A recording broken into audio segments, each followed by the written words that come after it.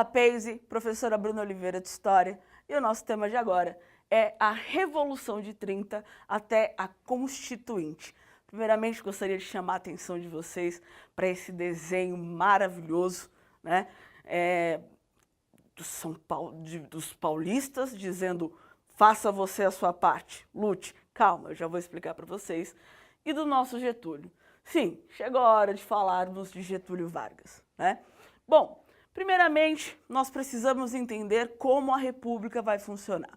A República do Café com Leite vai acabar em 1930 com a entrada de Getúlio Vargas no poder, tá? Mas antes disso, vamos remontar um pouquinho e entender como essa república se forma de 1889 até 1930, tá?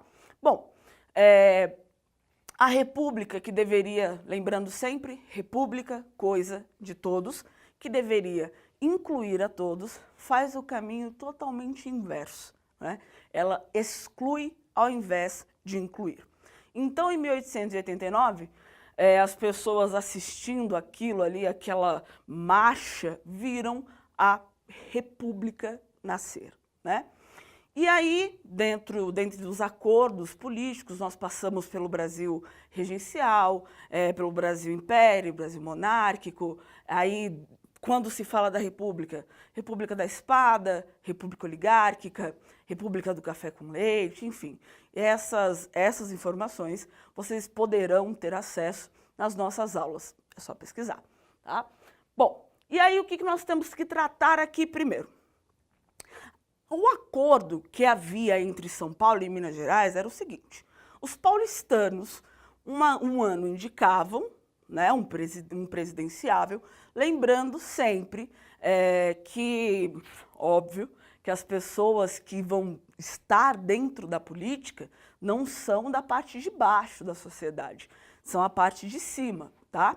O voto, então, ele começa a existir, mas vejam, o voto só podia ser para determinados grupos. Primeiramente, dentro da República Velha, ali a gente vai ver que quem começa a votar são as pessoas que têm uma determinada quantidade de terra, né? Tem que ter 100 alqueires de terra para poder votar. E depois, nesse modelo novo aí entre São Paulo e Minas Gerais, a gente os analfabetos não podem votar. As mulheres também não, mas todos os outros podem votar. Qual é o grande problema nisso tudo? Os analfabetos era a maioria da população. E aí até uma citação do livro José Murilo de Carvalho, chamado Os Bestializados, e a República que não foi, que conta muito disso, ele vai falar: olha, nós éramos uma ilha de letrados num mar de analfabetos. O que significa dizer?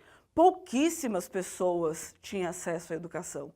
E, normalmente, quem tinha acesso à educação era quem estava na parte de cima da sociedade, e não quem estava na parte de baixo. Então, essas pessoas, obviamente, não conseguiriam votar. Então, a República continua não sendo de todos, tá? E aí, voltando aqui, em 1930, São Paulo e Minas Gerais se estranham. Por quê? Porque era vez de Minas indicar um presidente e dele ser eleito, enfim, e se estabelecer ali e fazer acontecer. Qual é o grande problema? São Paulo está no poder, e quando você prova do poder, naquele momento você não quer deixar de provar do poder. Pelo contrário, você quer mais.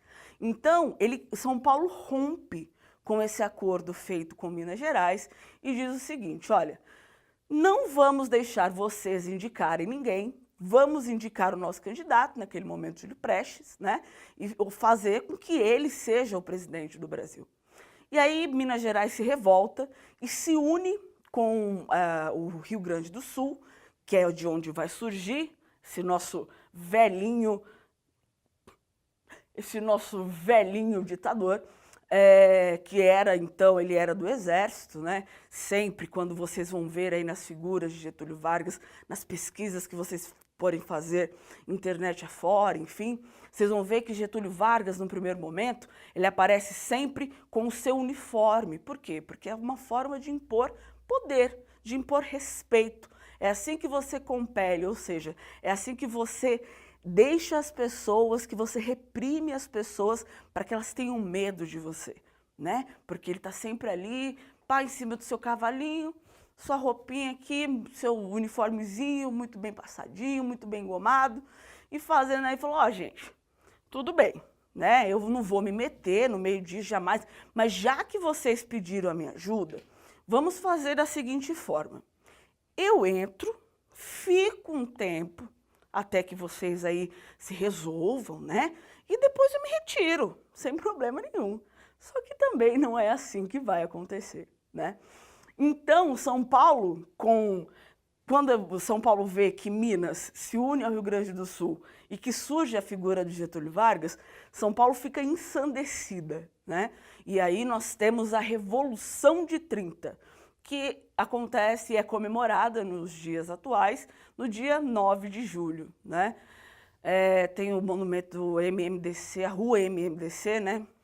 De pessoas que foram mortas lutando para que São Paulo não perdesse a sua autonomia, né? Então, naquele momento, quando Getúlio Vargas se estabelece, começa um alvoroço e eles falam assim, lute você também, como você vê, ó, faça a sua parte. Se você é paulistano, venha você também, você está intimado, você faz parte desse grupo, você precisa lutar. E tipo assim, ó, eu estou fazendo a minha parte, e você está fazendo o quê para poder derrubar o Getúlio Vargas, né? Enfim, mas eu sinto informar, né, as pessoas que acham que é um feriado assim memorável. São Paulo perdeu vergonhosamente, vergonhosamente.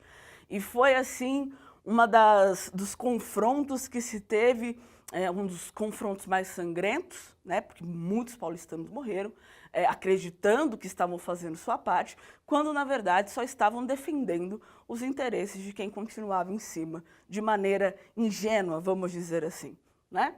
Bom, dentro disso, nós temos aí mais uma das coisas que complementam a entrada de Getúlio e a permanência dele, a crise do café, né?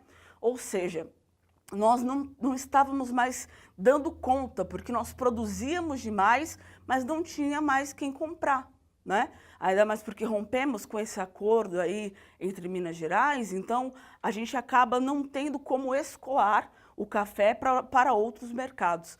E aí o café começa a ficar, ao invés de ser algo benéfico, começa a ser algo prejudicial para a economia brasileira. E a economia, no caso, o sistema capitalista, né? E aí você me pergunta, o que é o capitalismo? É um sistema que vigora até os dias de hoje, né? O capitalismo parte da premissa, primeiro, da interferência mínima do Estado, né? Que as pessoas devem sim ser assessoradas, devem receber ali oportunidades e tudo mais, mas tudo dentro de um determinado limite para que não ultrapasse e essa pessoa pense que ela é mais do que ela realmente é. Dentro do sistema capitalista, só pode ser capitalista quem tem capital. O que é capital? Dinheiro, que é o que faz o mundo rodar. Então, assim, se você que está aí assistindo essa videoaula e fala, eu sou capitalista, você não tem capital, te enganaram, hein? Você não é capitalista, não. Mas, enfim, você vive dentro do sistema capitalista, mas você não é capitalista porque você não detém o capital, entende? Então, vamos lá. O movimento rebelde de 30, que eu falei aqui para vocês, que foi quando São Paulo e Polvoroso foi lá, pá, morreu várias pessoas, e aí fizeram o feriado de 9 de julho, alguns anos depois, e comemora-se, então, de maneira muito contraditória, comemora-se a derrota, com um sabor de vitória para os paulistanos, né? Que eles sentiam que tinham feito a sua parte. Eles sentiam que o patriotismo estava ali entranhado neles e eles fizeram o que precisavam fazer para impedir que Getúlio entrasse no poder. Não funcionou, Getúlio entrou, mas eles tentaram, né? O que foi o governo provisório? O governo provisório de Getúlio Vargas, ele vai de 1932 até 1934, né? E aí Getúlio, ele fala assim, olha, não tem problema, como eu disse para vocês, eu vou entrar aqui, eu fico só um tempinho, coisa básica, coisa mínima, não vou aqui, ninguém vai nem perceber que eu estou aqui. E realmente ele ficou só um tempinho. 15 anos, né? Ele ficou 15 anos e a Revolução Constitucionalista, que começa e que consolida o governo de Getúlio Vargas, começa então em 1934. Resumo da aula que nós tivemos aqui, desse nosso bate-papo maravilhoso, a Revolução de 30 até a Constituinte. Falamos sobre o patriotismo necessário pela visão do povo paulistano para poder manter a figura de Getúlio Vargas fora de São Paulo, afinal de contas ele era um gaúcho. Falamos sobre a crise do café, a crise do capitalismo, o que é o capitalismo, o movimento de 30, o governo provisório e a Revolução Constitucionalista. Sugiro que vocês tirem uma foto desse quadro para que vocês possam estudar, tirarem suas dúvidas de onde estiverem. É isso, tamo junto e até a próxima.